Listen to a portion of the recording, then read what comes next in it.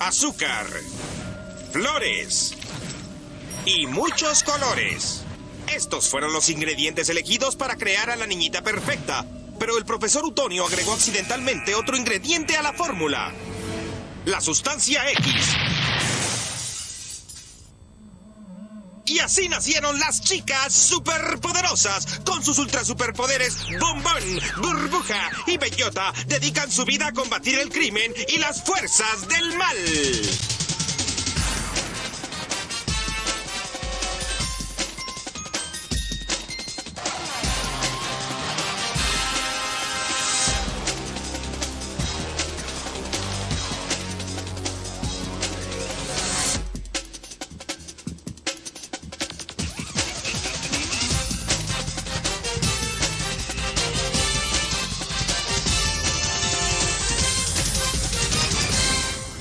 Las chicas superpoderosas.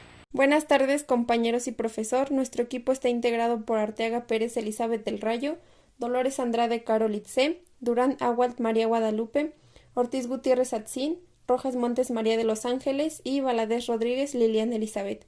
Nosotros les vamos a hablar sobre el lenguaje. Bueno, al realizar el presente trabajo se busca aplicar conocimientos adquiridos en la materia de comunicación y léxico, y lo haremos a partir de un tema en relación con esta materia. Para esto pues vamos a explicar el concepto y definición del lenguaje, así como su historia, su relación con la cultura, autores de interés y finalmente los tipos de lenguaje. Y bueno, el concepto de lenguaje nos dice que es aquella capacidad propia del ser humano para expresar pensamientos y sentimientos por medio de la palabra. Es decir, que es la manera en que nosotros como seres humanos vamos a expresarnos dando a conocer pensamientos y sentimientos. Y bueno, este va a tener tres funciones, la cual es la representativa, ya que va a transmitir un contenido, expresiva, esto porque se va a observar el estado psíquico y anímico del hablante, y emotiva, es decir, que la expresión tiene una intención. A continuación, la definición del lenguaje nos dice que es un sistema de comunicación biológico especializado en la transmisión de información significativa e intraindividualmente a través de signos lingüísticos. Pavio y Beg, 1981. Bueno, yo les voy a explicar acerca de la cultura y la relación con la comunicación. Y bueno, la cultura puede definirse como la forma de vida de un pueblo y por tanto nos puede enseñar mediante la transmisión de información. Debido a la relación de la comunicación y la cultura, hay puntos muy interesantes sobre esta serie de formas de comunicación que son complejas, no verbales y dependientes del contexto. Con la información ya dada, se hace necesario distinguir entre lo básico y lo biológico, aquello que no se aprende sino que nos viene dado genéticamente, y lo que es creado por el hombre mismo, es decir, lo cultural y lo que se aprende. Y esto es importante ya que nos permite pues empezar a hacer un análisis sobre la cultura desde los orígenes, ya que si nos ponemos a pensar, estas deben de cumplir para ser consideradas como tales una serie de características, como lo son que tienen que estar enraizados para una actividad biológica y pues debe ser compartida ampliamente con otras formas avanzadas de vida. Quiere decir esto que no tenían que ser una ruptura total con el pasado, tienen que ser susceptibles de análisis en sus propios términos y sin tener que referir a otros sistemas, y tienen que estar constituidos de modo que reflejan el resto de la cultura y a la vez que éstas estuviesen reflejados en ella. Y es así como se dan estos tres niveles de la cultura. El primero es el formal, es decir, es lo que todo el mundo conoce, algo que ya está consensuado y que es común para todas las personas. Por tanto, es algo que se aprende por preceptos, por errores, pero sin que exista un razonamiento que lo defina. El segundo es el informal y es todo aquello que es impreciso, es poco exacto y normalmente es un modelo que se imita y pues se aprende por esta misma imitación. Es importante recalcar que esto se reproduce mediante automatismos y muchas veces no es muy consciente de ello. Y por último, el técnico es lo que se utiliza en términos científicos o es posible razonar o demostrar de alguna manera. Es una vía de camino único, es lógico y es coherente.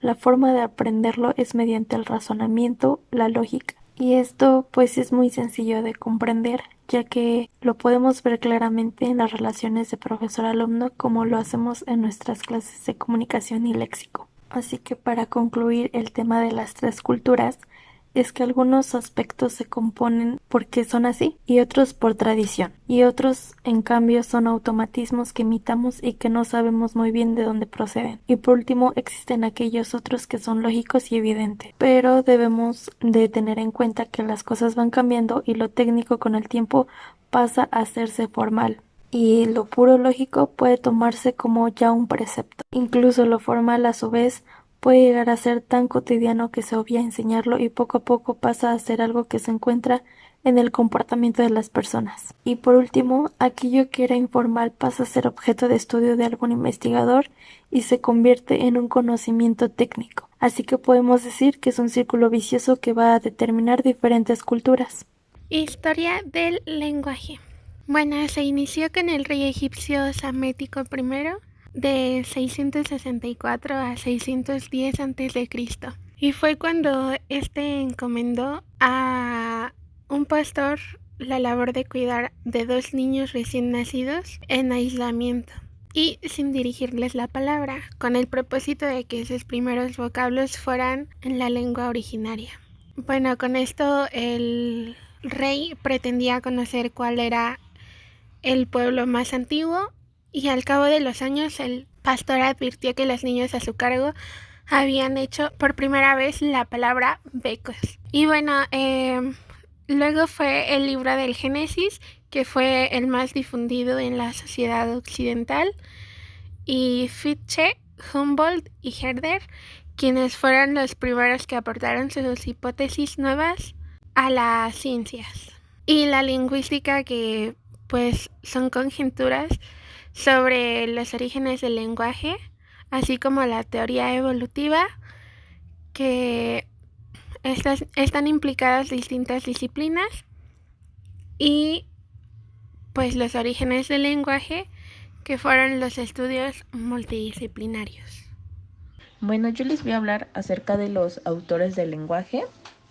En primera tenemos al autor Michael Tomasello, 2006. Este nos menciona 3 características principales del lenguaje. Estas características pues son las que diferencian la comunicación lingüística humana de las otras especies.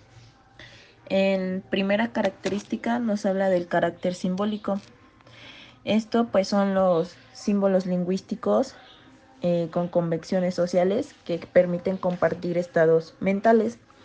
En la segunda característica nos hablan de su carácter gramatical, que son los símbolos lingüísticos que se utilizan según determinadas construcciones gramaticales con significado. Y en la última característica nos hablan de las diferentes lenguas que han desarrollado los diferentes grupos humanos. Esto hace referencia a la naturaleza social, pues ya que hace que el bebé desde su nacimiento trate de comunicarse con gestos y sonidos que muestren deseos y emociones, y que sirven para explorar y ejercitar el tracto audiculatorio, y esto pues hace la facilitación del habla. Después tenemos a Chomsky.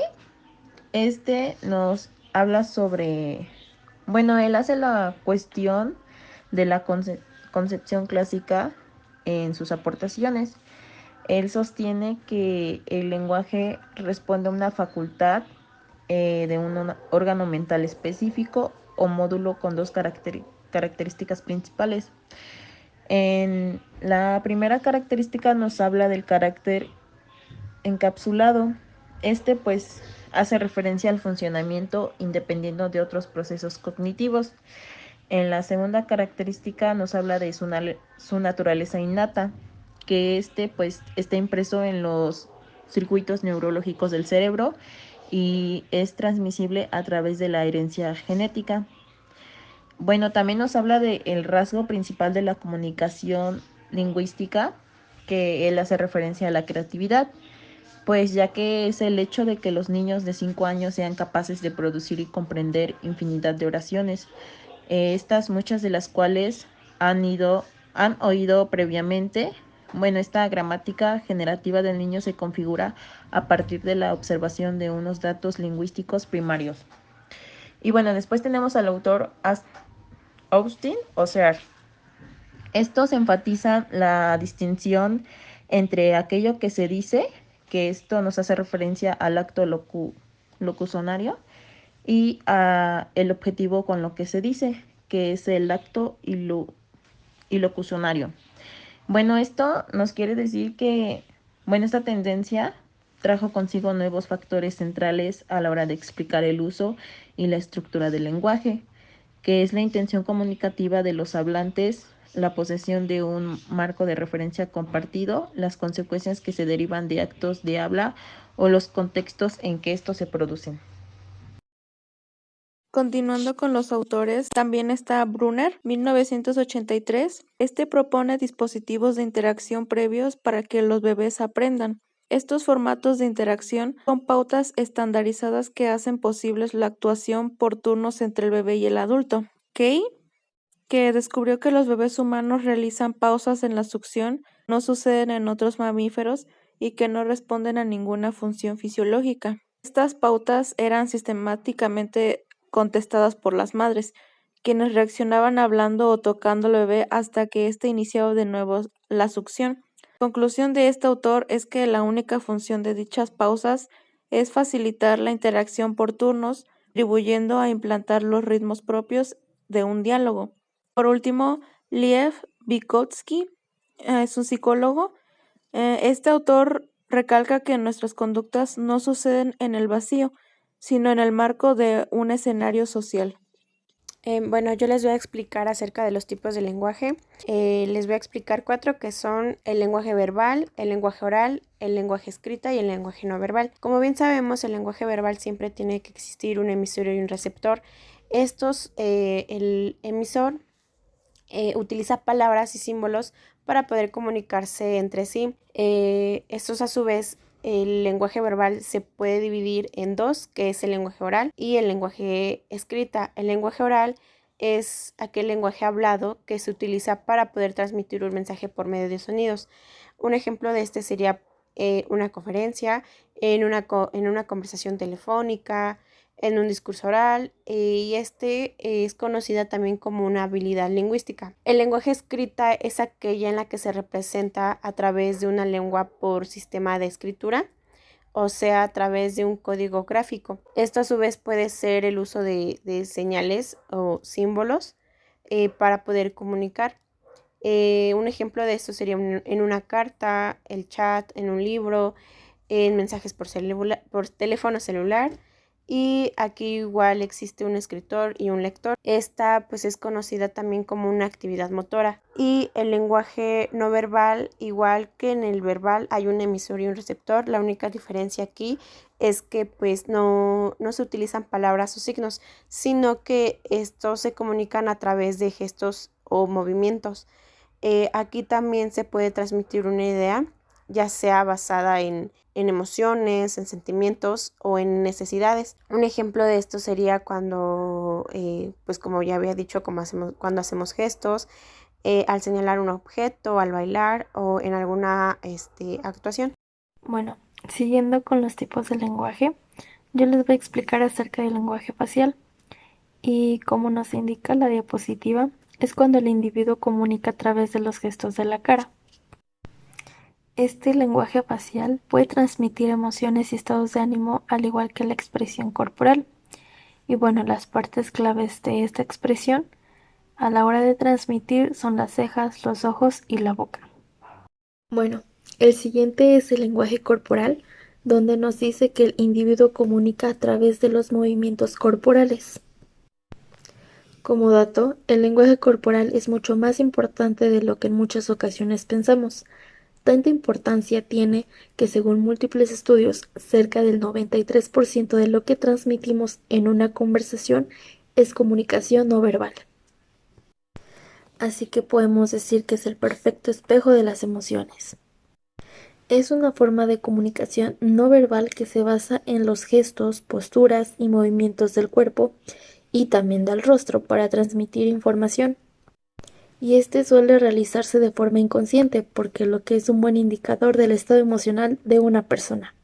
Y por último y no menos importante, sigue el lenguaje pictórico, donde se expresa a través de obras, dibujos, colores, etc. Y bueno, el lenguaje pictórico, al igual que cualquier otro medio de comunicación, se basa en principio en un sistema organizado de elementos que constituyen una serie de códigos, y en este caso visuales, sensoriales y en última instancia sensibles. Definámoslo como que si la primera persona corresponde al sujeto creador y la otra, en el mejor de los casos, sería el espectador, y esto es con la finalidad de comunicar y transmitir sensaciones, ideas y emociones. Es así que se considera uno de los elementos fundamentales para alcanzar niveles altos de expresividad.